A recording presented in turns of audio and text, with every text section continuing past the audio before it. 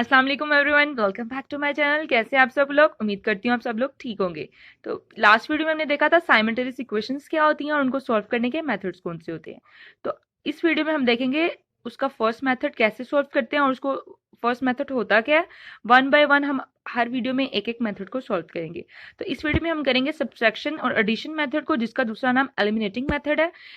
Basically इस method में होता क्या है कि हम अपनी एक इक्वेशन को दूसरी इक्वेशन में से ऐड या लेस करते हैं ताकि एक वैल्यू जो है, एक वेरिएबल जो है वो माइनस हो जाए।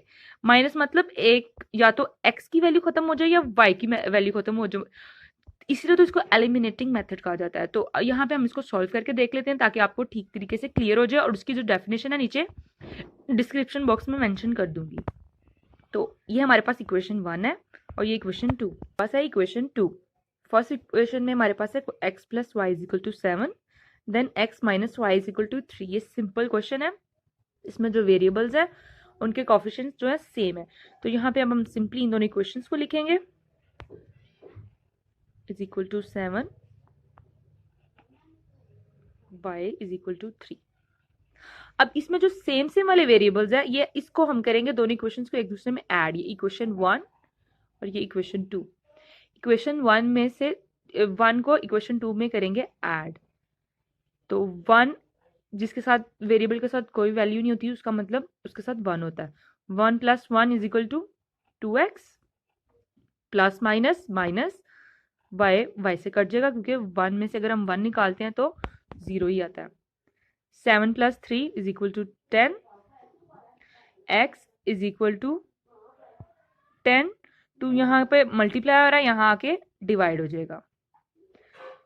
2 1 जा 2 एंड 5। अब इसकी होगी cutting, x is equal to 5 आ गया। ये देखें इस तरीके से। ये देखें जब हमने एक इक्वेशन को दूसरी इक्वेशन में ऐड किया तो ऐड करने से एक वेरिएबल जो है वो एलिमिनेट हो जाता है यानी कि खत्म हो जाता है। ये देखिए y खत्म हो गया। जरूरी नहीं है हर दफा हम x को ही ऐड करें। कुछ इक्वेशंस में ऐसे होता है कि y यहाँ पे हो सकता था 2y आ जाता और x जो है वो माइनस हो जाता। कभी भी कुछ भी हो सकता है किसी भी इक्वेशन में, मतलब कभी x एलिमिनेट हो जाता है और कभी y। अब आप अपनी मर्जी से इन दोनों इक्वेशन में से किसी भी एक इक्वेशन के अंदर x की वैल्यू पुट कर दें, जैसे कि मैं यहाँ पे इक्वेशन नंबर 1 में करती हूँ। मैंने जो वैल्यू है वो इक्वेशन नंबर 1 में ऐड करनी है। इक्वेशन नंबर 1 थी x plus y is equal to 7। x की वैल्यू हमारे पास आई थी 5 plus y is equal to 7। y यहीं रहेगा, 5 यहाँ पे प्लस हो रहा था, इधर वाली साइड पे आके माइनस हो जाएगा। 7 में से 5 माइनस किए तो हमारे पास 2 आ गया। इस तरीके से हमारे पास x और y का जो है वो आंसर आ गया। x की वैल्यू हमारे पास 5 एंड y की वैल्यू हमारे पास 2। इस तरीके से इक्वेशन सॉल्व हो जाती है। अब मैं इसी तरह से आपको एक और एग्जांपल से इसको सॉल्व करके बताती हूँ, क्योंकि हर दफा वेरिएबल सेम नहीं होते। जैसे कि हमारे पास हैं दोनों, हमारे पास वेरिएबल्स का जो कोफिशिएंट है सेम है। कुछ इक्वेशंस ऐसी भी होती हैं जिसमें दोनों के कोफिशिएंट सेम नहीं होते हैं, फिर हमें जो इक्वेशंस को मल्टीप्लाई करके उनके कोफिशिएंट सेम करने पड़ते हैं और उसके बाद फिर ये सब्ट्रैक्शन या एडिशन मेथड होता है। तो हम एक उस तरह की एग्जांपल भी कर लेते हैं। लेट्स सपोज हमारे पास इक्वेशन है 3x plus 3y is equal to 1। एक इक्वेशन हमारे पास ये हो गई और दूसरी इक्वेशन हमारे पास 2x plus y is equal to 2। तो ये हमारी दूसरी इक्वेशन हो गई। अगर अब हम इसको ऐड भी करते हैं तो 3 प्लस 2 5 हो जाएगा और 3 एंड 1 4 हो जाएगा। और इन केस अगर हम इनको सब्ट्रैक्ट करते हैं तो 3 और में से 2 गए 1 आ जाता है और 3 में से 1 गए तो 2 आ जाता है। तो इस तरीके से कोई भी वैल्यू एलिमिनेट नहीं हुआ, कोई भी वेरिएबल एलिमिनेट नहीं हुआ। तो जब इस तरीके की कंडीशन आ जाती है तो हमें एटलीस्ट एक वेरिएबल को सेम करना ही होता है। जैसे अगर लेट्स सपोज हमने अगर x को सेम करना है तो ये x 3 है और ये x हमारे पास 2 है। अब हमें इसका लीस्ट मल्टीप्लाई सोचना है कि कौन सा ऐसा नंबर है ये दोनों इसके टेबल में आता है या ये दोनों से मल्टीप्लाई हो जाता है। जैसे कि 3 के टेबल में 6 आता है, 3 2 जा 6 एंड 2 के टेबल में भी 6 आता है। कहाँ पे? 3 पे। तो इस कंडीशन में अगर हमने इन केस x को सेम करना है तो दोनों इक्वेशंस को मल्टीप्लाई करेंगे। जैसे इक्वेशन मल्टीप्लाई करेंगे इक्वेशन नंबर 1 को, अगर 3 को 6 करना है हमने और 2 को 6 करना है, क्योंकि दोनों के टेबल में कॉमन मल्टीप्लायर जो है, लीस्ट नंबर जो सेम है वो यही होता है। तो अगर हमने दोनों को 6 करना है तो 3 को हम करेंगे 2 के साथ मल्टीप्लाई इक्वेशन नंबर 1 को। ये देखिए पूरी इक्वेशन को मैंने मल्टीप्लाई कर दिया 2 के साथ। तो इस तरीके से ये हो जाएगी 2 3 ज़ा 6x, ये भी 2 3 ज़ा 6y इज इक्वल टू 2 1 ज़ा 2। और इक्वेशन नंबर जो 2 होगी हमारे पास उसको हमें मल्टीप्लाई करना होगा 3 के साथ, ताकि एटलीस्ट हमारा जो एक वेरिएबल है वो जो सेम हो जाए।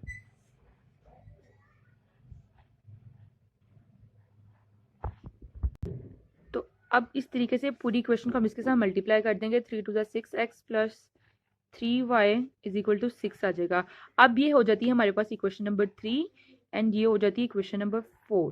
तो इक्वेशन नंबर 3 को इक्वेशन नंबर 4 में से माइनस करेंगे हम। Plus 6y is equal to 2, then 6x plus 3y is equal to 6। अब हमने इक्वेशन को सब्ट्रैक्ट करना है, यानी कि माइनस करना है। तो यहाँ पे हम इनके साइन, जब किसी इक्वेशन को माइनस किया जाता है तो उसके साइन चेंज हो जाते हैं। ये देखिए, इसका साइन हम करेंगे चेंज, ये कट जाएगा। प्लस माइनस, माइनस 6 में 3 गए 3, साइन बड़ी वैल्यू का ही रहेगा प्लस। माइनस हो रहा है, ये 6 में से 2 गए 4, लेकिन साइन बड़ी वैल्यू का minus. y is equal to -4 divided by 3। अब हम इक्वेशन नंबर 1 और इक्वेशन नंबर 2 में से भी किसी भी एक वैल्यू में, ये देखिए यहाँ पे अब हमारे पास y का आंसर आ गया। लास्ट वाली जो एग्जांपल की थी हमारे पास x का आंसर आया था और y एलिमिनेट हो गया था। यहाँ पे हमारे पास y का आंसर आया, x एलिमिनेट हो गया। अब हम किसी भी इक्वेशन नंबर 1 2 3 एंड 4 में से किसी भी इक्वेशन में वैल्यू पुट करके अपना x का आंसर निकाल लेंगे। लेट्स सपोज अगर मैं इक्वेशन नंबर 1 में पुट करती हूँ, अब हम जो है इक्वेशन नंबर 1 में y की वैल्यू जो है वो पुट कर देंगे। y की वैल्यू आई थी हमारे पास -4/3 इज इक्वल टू 1। 3x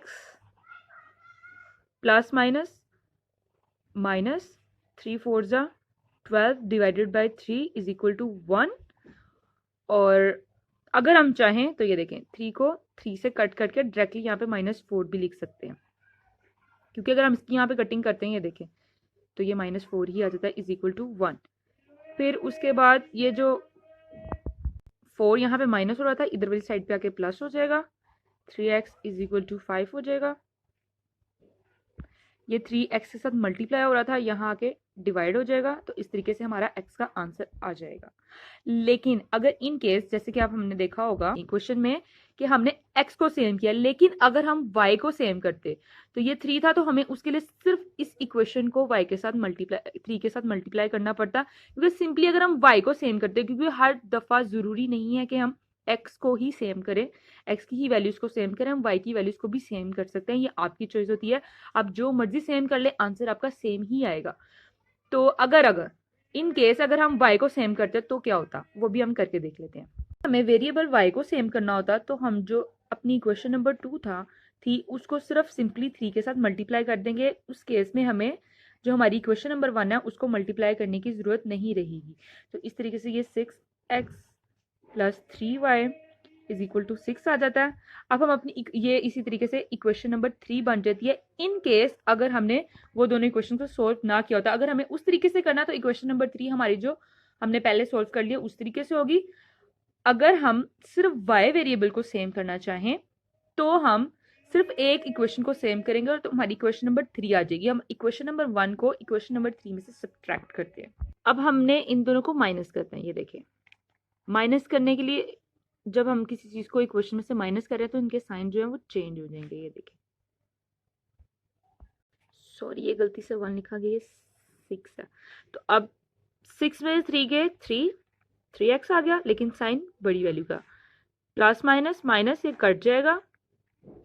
6 में से 1 गए 5 और साइन बड़ी वैल्यू का -5, और ये यहाँ पे आके डिवाइड हो जाएगा और आ जाएगा -3, और जो x है माइनस माइनस कट जाएंगे तो 5/3।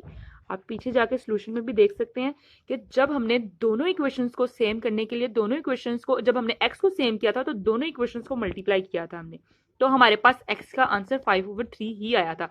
लेकिन अगर हमारी अपनी चॉइस है कि हमने सिर्फ y को सेम करना है तो हम y के लिए यहाँ पे एक इक्वेशन को मल्टीप्लाई किया था। लेकिन ये हर दफा जरूरी नहीं है कि अगर कि x को ही हमेशा हम सेम करें। कभी अगर अपनी चॉइस है आप x को सेम करें या y को सेम करें। कभी कभी होता है कि सिर्फ x को सेम करने के लिए हमें एक इक्वेशन को मल्टीप्लाई करना पड़ता है, जैसे कि अभी यहाँ पे इस इक्वेशन में, इस सिचुएशन में हमें सिर्फ y को सेम करने के लिए एक वेरिएबल हमारे पास सिंपल y था, तो उसको 3y करने के लिए हमें सिर्फ एक इक्वेशन को सॉल्व करना पड़ा। तो सेम सिचुएशन, सेम जो कंडीशंस है वो x के साथ भी हो सकती थी। Maybe x plus y 2y is equal to 7 होता, और फिर हमारे पास नीचे 2x plus 10y is equal to 3 होता। तो हमें इस केस में सिर्फ x को ही सेम करना चाहिए था, क्योंकि हमारे पास एक जगह x1 था और एक जगह x2 था, तो वहां पे हम उसको सिंपली 2 के साथ मल्टीप्लाई कर लेते। अब हम जल्दी से अपनी मर्जी की किसी भी इक्वेशन में y x की वैल्यू पुट कर लेते हैं। जैसे कि मैं इक्वेशन नंबर 1 में ही वैल्यू पुट कर देती हूँ। x की वैल्यू जैसे कि हमारे पास आई है 5/3 plus 3y is equal to 1। इसी तरह से जैसे हमने पीछे कटिंग की थी, यहाँ पे इसकी कटिंग कर देते हैं। ये हो जाएगा हमारे पास 5 plus 3y is equal to 1। 5 यहाँ पे प्लस हो रहा था, इधर वाली साइड पर जाके हो जाएगा माइनस, तो ये हमारे पास आ जाएगा -4। और 3 के साथ y था, 3y के साथ जो 3 था यहाँ पे मल्टीप्लाई हो रहा था। दूसरी साइड पे जब हम इसको शिफ्ट करेंगे तो ये डिवाइड हो जाएगा, तो इस तरीके से -4y की 3 आ जाएगा। पीछे जाके भी आप दूसरे तरीके से जब हमने दोनों इक्वेशंस को मल्टीप्लाई किया था तब भी आंसर सेम था। आई होप आपको वीडियो समझ आ गई। अगर आपको वीडियो अच्छी लगे तो प्लीज लाइक एंड शेयर करें, अपने फ्रेंड्स के साथ भी इसको शेयर करें, और न्यू वीडियोस के लिए बेल आइकन को हिट भी कर दीजिएगा। Thank you so much. Allah Hafiz.